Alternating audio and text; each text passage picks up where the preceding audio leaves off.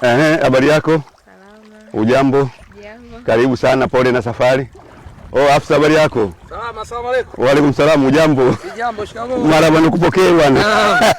Naona unaanza kuvuna. Basi hapa bwana ndo katika lunch yetu hii. Nataka maji. Asante, karibu sana bwana.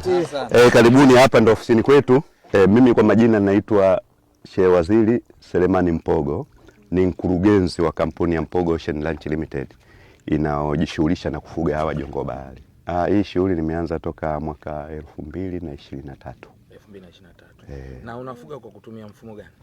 Mimi nafuga kwa kutumia mfumo wa ranch. Kwa hiyo hawa jongoo kuanza kufuga mpaka kuvuna wanachukua mwaka mmoja na miezi miwili hadi mwaka mmoja na miezi mitatu. Na hawa wanasaidia katika kusafisha mazingira. Kwa sababu kuna udongo wanaotumia wao kula wanaoupenda, lazima uwe na asili ya kuchachuka kama kemikali fulani. Maana bahari yetu inashambuliwa na maporomoko ya kemikali mbalimbali kutoka juu kwa masuala ya mvua au na nini, watu wanaotumia mafuta.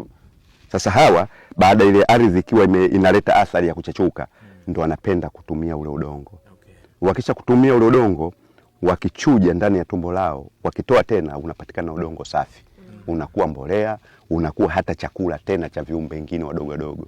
Na hawa sana wanakula kwa kutumia huku. Unaona huku huku ndo wanakotumia kula, huku ndo wanakojisaidia kwa matumizi ya haja. Sasa huku wanakula tope iliyokuwa laini nzuri au iliyokuwa lina asili ya uchachu, au wanakula ukungu unaoganda katika huu mwani. Unaona majani haya? Sasa kuna takataka zinaganda. Kwa hiyo hawa wanasafisha mmea unakuwa msafi. Sasa utakuta mtu anaweza kukaa akazalisha mali, baadaye kibali akakuta amechelewa ukipata cha kuuza mali yake. Sasa wale unataka kusafirisha? Mimi bado nategemea, Mungu akipenda, mwezi wa 10. Mwezi wa 10. Nitafanya maandalizi mapema ya kuanza kuomba kibali. Sasa mimi nakushauri itakapofikia wakati huo, shirikiana na afisa uvuvi wa wilaya uliyeko naye huko. Sawa sawa. Tumempatia kanuni yetu ya ukuzaji viumbe maji ya mwaka 2024. Ina utaratibu wote. Na sasa hivi si kutembea na makaratasi. Ni kwenye mfumo tu, kwenye mtandao. Atakushauri, utafungua akaunti yako ya binafsi. Hiyo inakuwa shughuli zako zote za shughuli za vibali unazotaka kutoka wizarani, hiyo ndio itakuwa akaunti yako.